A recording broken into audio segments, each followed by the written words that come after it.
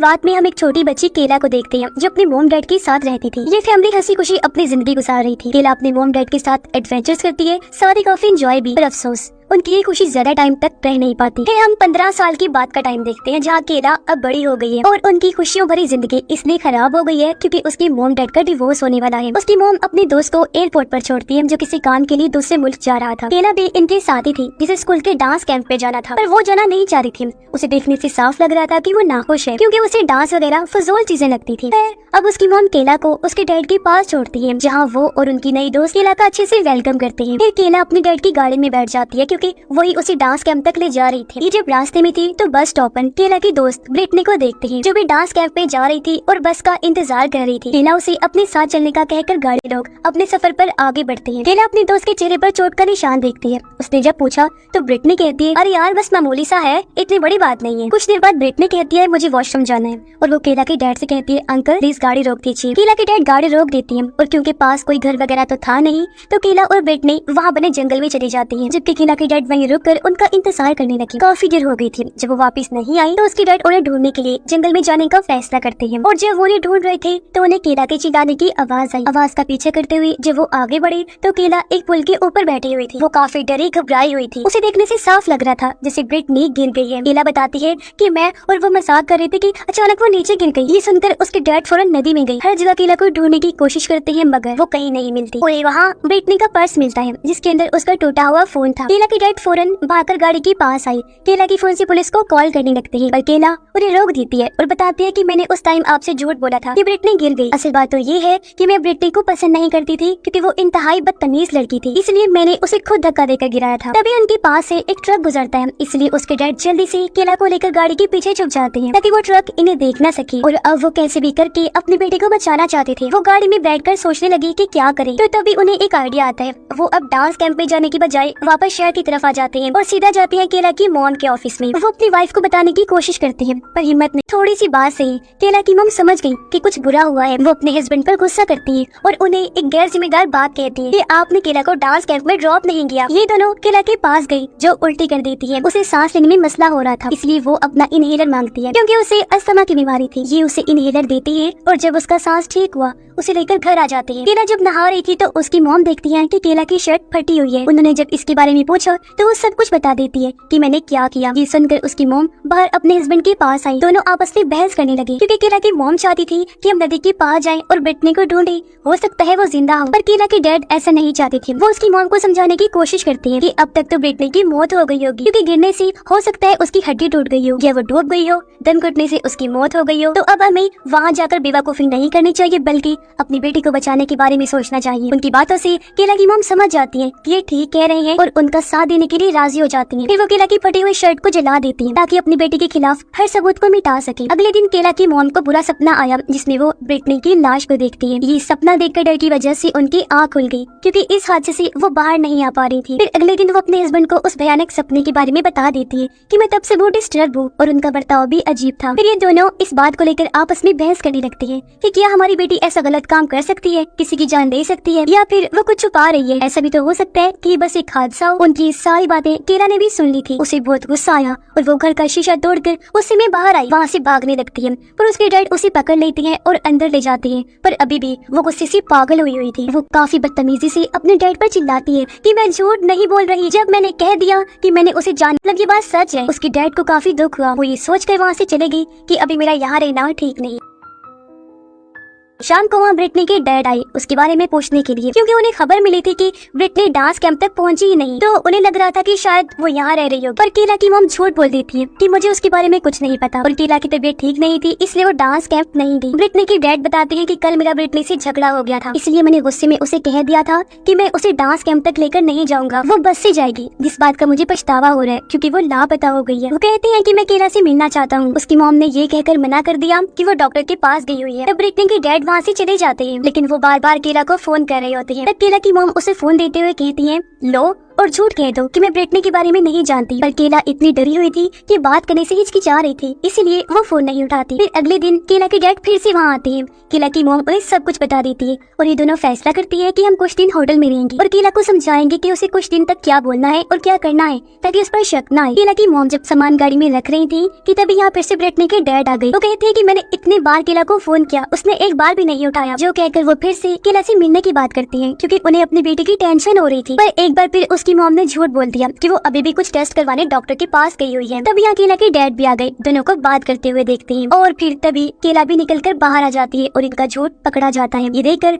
Britney के dad को शक हुआ, इसलिए वो अब खुद केला से बात करने आगे बढ़ते हैं। पर बीच में उसके डैड आ गए जिसे ब्रिटनी के डैड धक्का दे देते हैं और उनकी नाक से खून आने लगा। अब इससे पहले मामला और खराब होता। ब्रिटनी के डैड ये कहकर वहाँ से चले जाते हैं कि अब मैं पुलिस से ही बात करूंगा। फिर केला की मॉम अपने हस्बैंड की नाक से खून साफ कर रही थी। वो एक दूसरे से काफी अच्छी सी बात करती है, खुश भी नजर आ रही थी। उनके बीच बढ़ती हुई नजदीकियां देखकर केला भी काफी खुश। केला की डैड अपनी वाइफ को कहती है कि ब्रिटनी के चेहरे पर चोट का निशान था जिसका इस्तेमाल करके हम इसका सारा इल्जाम उसके डैड पर ही डाल सकते हैं। उनका ये आइडिया केला की मॉम को पसंद आया और दोनों एक प्लान बनाते हैं। केला की मॉम पुलिस डिपार्टमेंट जाती है और वहाँ अपने डिटेक्टिव दोस्त से मिलकर उसे झूठी कहानी सुनाती है। वो दावा करती है कि मेरी बेटे की दोस्त ब्रिटनी पिछले 24 घंटे से लापता है और उसका बाप बार बार हमारे घर आकर अजीब बर्ताव कर रहा है, हमें परेशान कर रहा है और ब्रिटनी के चेहरे पर चोट के निशान भी थे। मुझे लगता है कि जरूर उसके डैड ने उसे मार पीट कर उसके साथ कुछ किया होगा। केला की डैड उसके पास आई जब वो अकेली बैठी हुई थी। वो अपने हाथ पर कट्स लगाकर खुद को तकलीफ दे रही थी। उसके डैड केला को समझाते हैं कि बेटी तुम क्यों खुद के साथ इतना गलत कर रही हो, तुम इतनी प्यारी हो तो अपना हाल मत बिगाड़ो और तुम्हारा आने वाला टाइम भी बहुत अच्छा होगा। इस पर केला कहती है डैड मैं जैसे भी हूँ पर ब्रिटनी जैसी तो नहीं हो ना, जिससे हम समझ जाते हैं कि केला ब्रिटनी से जलती थी। इसी रात केला की मॉम अपने डिटेक्टिव दोस्त को घर लेकर आती है ताकि वो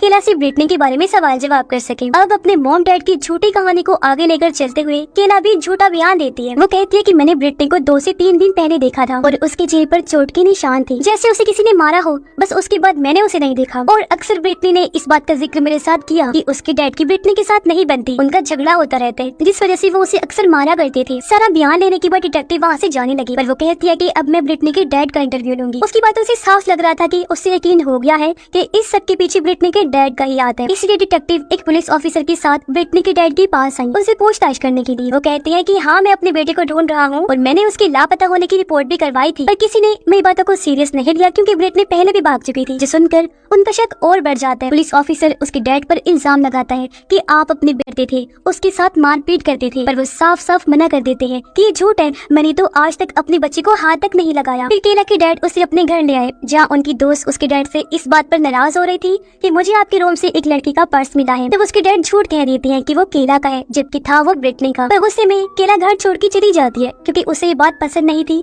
कि मेरे डैड अभी भी किसी और लड़की के साथ रह रही हैं। फिर डिटेक्टिव और उनका साथी केला की मॉम की ऑफिस आई। वो कहती है कि हमने ब्रिटनी के डैड के बारे में आसपास के लोगों से भी पूछा है पर किसी ने उनके खिलाफ बात नहीं की। जो बयान आपकी बेटी केला ने दिया है हर कोई यही कह रहा है कि उसके डैड ने कभी ब्रिटनी को कुछ भी नहीं कहा। फिर वो उनसे पूछते हैं कि अच्छा ये बताएं क्या कभी केला ने आप लोगों से इस बात का जिक्र किया है कि ब्रिटनी का फोन गुम हो गया है, जिस पर उसकी मॉम ने मना कर दिया। वो कहते हैं कि हमने ब्रिटनी का फोन ट्रेस किया है और उसकी आखिरी लोकेशन जहाँ वो सबसे लास्ट में गई थी वो टाउन आ रहा है जहाँ केला के डैड का घर है। जो सुनकर केला की मॉम काफी हैरान रह जाती है।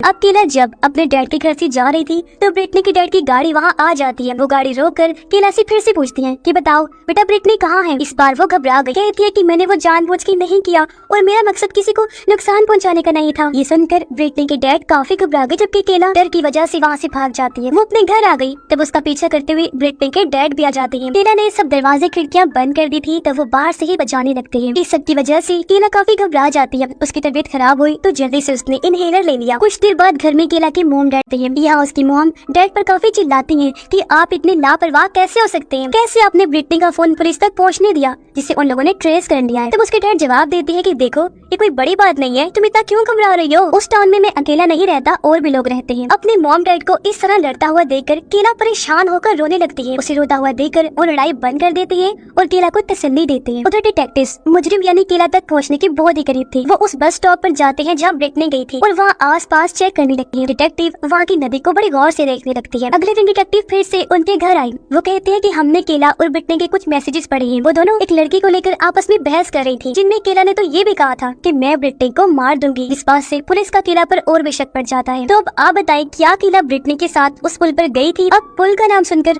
वो काफी घबरा जाते हैं और साफ साफ इनकार कर देती है, जिस पर डिटेक्टिव कहती है, मैं जानती हूँ आप दोनों झूठ बोल रहे हैं, क्योंकि हमें नदी वाले उस पुल के पास से केला का इनहेलर मिला है। ये सुनकर दोनों हैरान होने का नाटक करते हैं। परेशानी में केला की मॉम अपने डिटेक्टिव दोस्त को वहाँ से जाने का कहती है, क्योंकि उसे कुछ समझ नहीं आ रही थी कि अब मैं क्या करूँ। वो जानती थी कि अब पुलिस केला को ले जाएगी। वो काफी परेशान हो जाते हैं कि मामला हमारे हाथ से निकल रहा है और अब अपनी बेटी को बचाने के लिए वो आखिरी कोशिश करते हैं। और रात के टाइम ब्रिटनी के घर के बाहर आए। चुपके से केला के डैड घर के अंदर आई। वो ब्रिटनी का फोन ऑन करके वहाँ छोड़ना चाहती थी, ताकि पुलिस को ये लगे कि ब्रिटनी के डैड ने उसे घर में ही कहीं छुपाया हुआ है। केला के डैड जमीन में फोन दफन कर उसकी मॉम इंतजार कर रही होती है, पर तभी वहाँ ब्रिटनी के डैड आ गए, जिन्हें देखकर केला की मॉम काफी घबरा जाती है। तब उनकी मदद करने केला के डैड वापस आ गए और वो ब्रिटनी के डैड पर हमला करके उसे मारने लगते हैं। पर केला की मॉम ने उन्हें रोक दिया, क्योंकि उन्हें डर था कि कहीं वो ब्रिटनी के डैड की जान न ले ले। ब्रिटनी के डैड कहते हैं, मैं जानता हूँ ये सारा कुछ आपकी बेटी केला ने किया है, तो अब तुम लोग नहीं बच सकते। ये सुनकर दोनों घबरा गए, जल्दी से अपनी गाड़ी में बैठकर भागने लगते हैं। वो कुछ दूर गए ही थे कि तभी गाड़ी के सामने ब्रिटनी के डैड आ जाते हैं। ये लोग बजाय गाड़ी रोकने की गाड़ी उसके ऊपर चढ़ा के आगे बढ़ जाती है। गाड़ी से उतर कर उसे चेक करने गई, जो खून में लथपथ था। केला की मॉम मदद के लिए पुलिस को कॉल करने की कोशिश करती है, लेकिन उनके हस्बैंड ने मना कर दिया, क्योंकि वो जानते थे कि अगर ब्रिटनी का डैड जिंदा रहा तो और मसले बनेंगे। तो दोनों इंतजार करने लगते हैं कि कब खून बहते बहते उसकी मौत हो जाए, और इस तरह ब्रिटनी के डैड मारे जाते हैं। अगले दिन केला की मॉम, जो काफी घबराई हुई थी, अपने हस्बैंड को जाने नहीं देती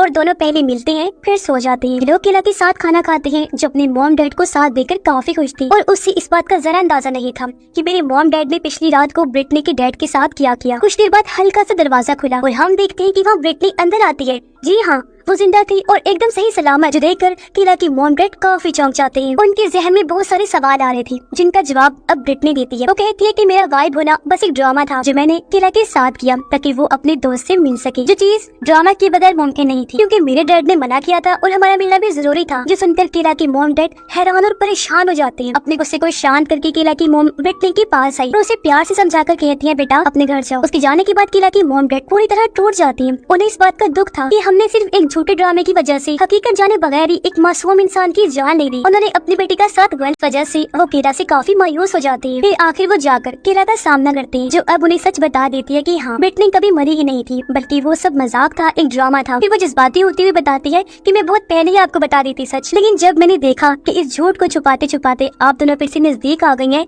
तो मैं चुप रही और झूठ को जारी रखा। मैं जानती हूँ कि ये गलत है और अब आप प्लीज मुझे माफ कर दे और फिर से एक साथ हो जाएं। उसे जज्बाती होता देखकर उसके मॉम डैड भी जज्बाती हो गए। उनकी आंखों से आंसू आ जाते हैं और तीनों एक दूसरे के साथ मिलते हैं। पीछे से पुलिस सायरन की आवाज आई, जो इनके घर की तरफ आ रहे थे इन्हें गिरफ्तार करने के लिए, क्योंकि उन्होंने एक मासूम और बेकसूर इंसान की जान ले ली थी। और वो लोग भी जान जाते हैं कि हमें हमारे किए की सजा मिलने वाली है। तो इस मूवी से हमें सीख मिलती है कि भले ही मजाक में, लेकिन कभी इंसान को झूठ बोलना नहीं चाहिए, क्योंकि इसका नतीजा एंड पर गलत ही निकलता है और बेचारे बेकसूर लोगों को ही इसकी कीमत चुकानी पड़ती है। तो जितना हो सके झूठ बोलने से अवॉइड करें। इसी मैसेज के साथ ही ये कहानी भी इधर ही